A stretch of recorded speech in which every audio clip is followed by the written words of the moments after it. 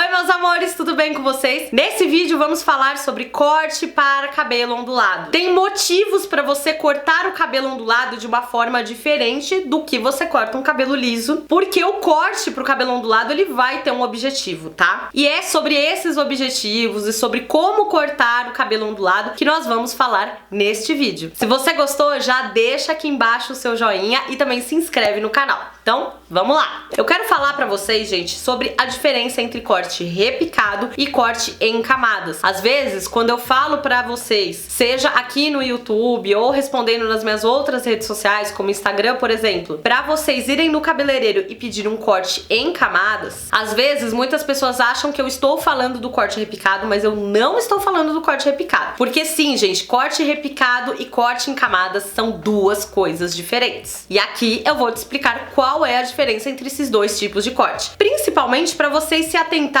pra ver se é esse o resultado que vocês querem, tá, gente? Eu não tô falando que um corte é certo e o outro é errado, não é isso. Mas o que eu quero atentar pra vocês é que cada corte vai ter uma característica melhor. E às vezes você acaba fazendo um corte que não vai atingir aquele objetivo que você queria, tá? Então é bom a gente se atentar porque a maioria dos cabeleireiros pensa que corte em camadas e corte repicado é tudo a mesma coisa. E aí quando você chega no salão pedindo um corte em camadas, ele faz um corte repicado. E aí pode ser que você goste do resultado e pode ser que você não goste. Então aqui eu vou falar mais pra vocês sobre isso. Vamos falar primeiro sobre o corte em camadas, que sempre que eu falo pra vocês, vai num cabeleireiro, pede um corte em camadas, é porque este é o corte mais adequado pra todos os tipos de cabelo com curvaturas. Não só os ondulados, mas também os cacheados e os crespos. Ele é o corte que dá aquele efeito cascata, gente. O que é o efeito cascata? Ele vai tendo vários degraus de camadas, sendo que a camada lá de baixo é a mais comprida e depois ele vai subindo, fazendo mais camadas, camadas mais curtas, e isso vai dando mais leveza pro cabelo. Então sempre que você observar um corte, observa quando o cabelo tá todo jogado pra trás. Se você olhar lá naquela foto e você perceber que as camadas elas seguem a mesma altura, só vai trocando a altura, isso é um corte em camadas, tá? Então percebam que, por exemplo, a parte de baixo tá tudo na mesma altura. Aí a camada de cima, você percebe que a camada de cima tá toda também na mesma altura. E assim vai indo até subir. Aí, gente, vai depender muito do resultado que a cliente vai querer. Tem cliente que já quer um pouco mais de movimento, um pouco mais de balanço, quer fazer franjinha. E aí o corte combina com camadas mais altas, exatamente para dar essa leveza, para dar esse movimento a mais no cabelo. E tem gente que fala, eu quero fazer as camadas, mas eu quero as camadas um pouco mais baixas, para não correr o risco do cabelo ficar com volume. E aí a gente trabalha angulações das camadas mais baixas, tá bom? Só para dar um movimento melhor no cabelo e para ele não ficar todo na mesma direção, porque quando o cabelo ficar reto, isso não é legal, tá? E aí, gente, vocês não precisam se preocupar sobre dar volume no cabelo, porque o que vai dar volume vai ser a finalização. É claro que se você fizer as camadas mais altas tendem a ter um volume um pouco maior. Na verdade, não é nem tanto volume, é que você vai perceber aquele desenho do cabelo quando estiver seco, um desenho mais arredondado. Então não é que o cabelo está volumoso, ele tá só com aquele desenho mais arredondado aqui desde o topo da cabeça. E se você não quer esse desenho tão arredondado, se você quer que as camadas fiquem mais alongadas, aí você faz as camadas mais baixas. De qualquer forma, as camadas estão existindo, entendeu? E sobre como é feito o corte, gente, esse corte ele vai ser feito a seco, mas tem profissional que faz molhado também, vai depender muito da técnica do profissional. E o tipo de tesoura que é utilizado também vai depender muito do gosto do profissional. Eu particularmente prefiro usar fio laser para fazer esse tipo de corte. Eu acho que funciona melhor, que o resultado fica mais bonito, mas dá pra fazer com fio navalha também. Lembrando que é tesoura fio navalha, não é a navalha, tá?